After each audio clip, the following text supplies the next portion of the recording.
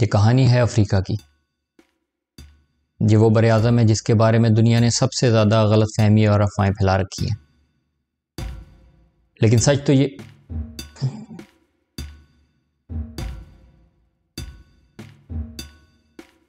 तो यह है कि अफ्रीका इन सब से कहीं ज़्यादा गहरा, खूबसूरत और ज़िंदा है।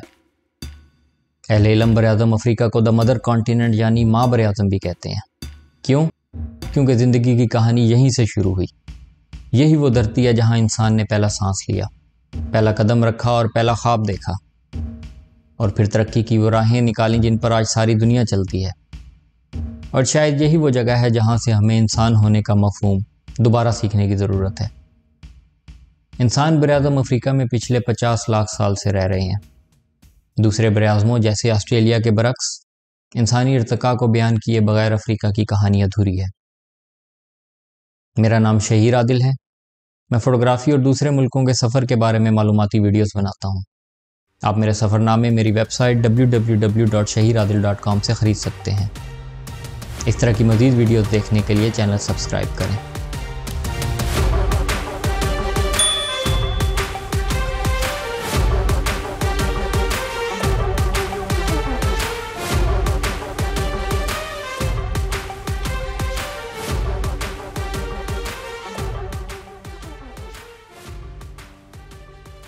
लेकिन सवाल यह है कि आज का अफ्रीका वाकई कैसा है?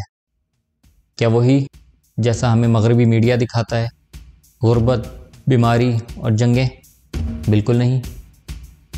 असल अफ्रीका में नील की लहरें हज़ारों साल पुरानी तहज़ीबों की कहानियाँ सुनाती हैं। सहराए सहारा का सूरज हर दिन सुनहरी दास्तान लिखता है और ज़मीन की खुशबू में आज भी इंसान के अवलीन कदमों की खुशबू महसूस की जा सकती है। ये बर-ए-आज़म तज़ादात का नहीं, तवाज़ुन की तस्वीर है। यहाँ जदीद शहरों की चमक दमक भी है और वो कबाइल भी जो हज़ारों साल पुरानी रवायात पर आज भी कायम है। यूँ लगता है जैसे वक्त ने अफ्रीका में माजी और मुस्तकबिल को एक ही फ्रेम में कैद कर दिया हो। मेरे लिए और शायद आपके लिए भी ये सफ़र सिर्फ जोग्राफिया का नहीं बल्कि शऊर का भी है। हमारा ये सफ़र अफ्रीका के शुमाल से शुरू होता है, जहाँ हम ट्यूनिस की कदीम गलियों में चलते हैं, मिस्र के एहरामों के साए तले गुजरते हैं और नील के किनारों, दश्त सीना के वीरानों, मराकश की रंगीन गलियों और अलजायर के पथरीले पहाड़ों से आगे बढ़ते हैं, और फिर मशरिक़ की तरफ इथोपिया के पहाड़ी किलिसाओं, कीनिया और युगांडा के सरसब्ज़ जंगलों, रवांडा की झीलों और तंजानिया के वसी मैदानों से गुजरते हुए ये दास्तान अफ्रीका के कल्ब में मज़ीद गहराई में उतरती है।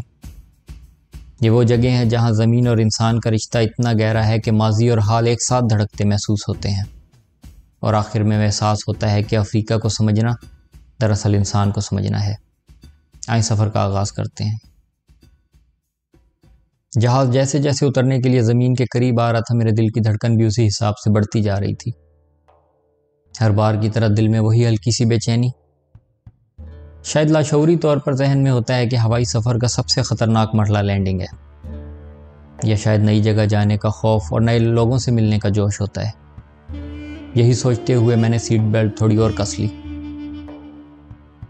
जब मैं पहली दफ़ा सफ़र पर गया तो ऐसा हुआ था, दूसरी दफ़ा भी हुआ, 10वीं दफ़ा भी हुआ, और जब 20वीं दफ़ा हुआ तो मैं समझ गया कि आगे भी ऐसा ही होता रहेगा। कोई परेशानी की बात नहीं है। ये ट्यूनिस शहर के करताज एयरपोर्ट का रनवे था। करताज एयरपोर्ट वही एयरपोर्ट है जहाँ से सेनेटर मुश्ताक ने अपने सफ़र का आगाज़ किया था। अब जहाज़ इतना नीचे आ गया कि बहीरा रूम की बंदरगाह और पानी के उस पार शहर की इमारत नज़र आ रही थीं। बहीरा रूम की चमकदार नीलाहट के साथ सफ़ेदी माइल इमारतें, जैसे किसी ने शहर पर चूने का रंग उड़ेल दिया हो। मेरे जहन में पहला ख्याल यही आया कि कैसा बेरंग सा शहर है जिसमें तमाम इमारतें सफ़ेदी माइल हैं। ताहम चंद सेकंड बाद जब आंखें देखने के काबिल हुईं तो मालूम हुआ इमारतें सफ़ेद नहीं हैं बल्कि तेज़ धूप की वजह से ऐसी लग रही हैं। चूँकि हमारे यहाँ इतनी तेज़ धूप नहीं पड़ती तो हमारी आंखों को भी इतनी तेज़ धूप में देखने की आदत नहीं है। जैसे यूरोप में टेम्परेचर थोड़ा सा ज़्यादा हो तो मुल्क में बहरान की कैफियत पैदा हो जाती है। एक यूरोपियन दोस्त पूछती, तुम लोग 40 डिग्री सेंटीग्रेड में कैसे रहते हो? मैंने कहा, जिस दिन टेम्परेचर 40 डिग्री हो हम कहते हैं आज मौसम बहुत रोमांटिक है। क्या बात करती हो बीबी, हमारे यहाँ टेम्परेचर 51-52 तक जाता है। गर्मियों में 40 डिग्री को तो अच्छा दिन समझते हैं। अभी सुबह के 9:30 ही बजे थे और धूप किसी तुंद मिजाज फिरौन की तरह अपने अरूज पर थी। यह अफ्रीका से मेरा पहला तारुफ था। जहाज लैंड करने के बाद हल्के हल्के चलता एयरपोर्ट की इमारत के करीब आकर अभी पूरी तरह से रुका नहीं था कि लोगों में सीटों के ऊपर से सामान उतारने की अफरा तफरी मच गई, जिससे किसी हद तक अपनाहियत का एहसास हुआ। जहाज से एयरपोर्ट का दाखिली दरवाज़ा चंद कदम के फासले पर था और इस दौरान यह एहसास हो गया कि यह धूप सिर्फ देखने में तेज़ नहीं है बल्कि लगने में भी बहुत तेज़ है, जैसे आसमान से किसी ने आग के तीर फेंके हों।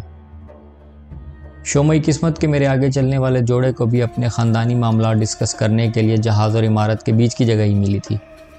उन्हें अंदर जाने की कोई जल्दी नहीं थी, लेकिन मुझे तो थी।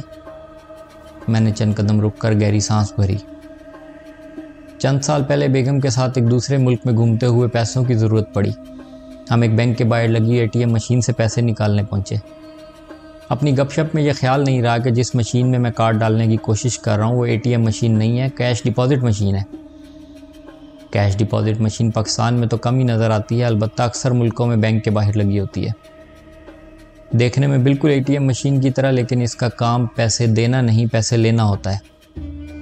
इस मशीन का फ़ायदा यह है कि अगर आपने अपने अकाउंट में पैसे जमा कराने हैं तो बैंक में जाकर लाइन में लगने की ज़रूरत नहीं है। आप मशीन में पैसे डालें, अपना अकाउंट नंबर डालें और वो मशीन वो पैसे आपके अकाउंट में जमा कर देगी। ATM machine cash deposit machine के करीब ही थोड़ा फासले पर थी और दोनों के ऊपर बड़ा बड़ा लिखा हुआ भी था, लेकिन बस नज़र नहीं पड़ी। चंद बार कैश डिपॉजिट मशीन के अंदर पैसे डालने में नाकामी के बाद मैं बैंक के अंदर चला गया। काउंटर पर मौजूद लड़की से मैंने कहा कि आपकी ATM मशीन कार्ड नहीं ले रही। सर, थोड़ी देर पहले तक तो मशीन बिल्कुल ठीक काम कर रही थी, लड़की ने कहा और इसके साथ वाले काउंटर की लड़की भी उधर ही आ गई। मालूम नहीं, अब तो नहीं ठीक लग रही। मैंने लाशऊरी तौर पर मशीन की तरफ इशारा किया तो लड़की थोड़ा सा चौंकी।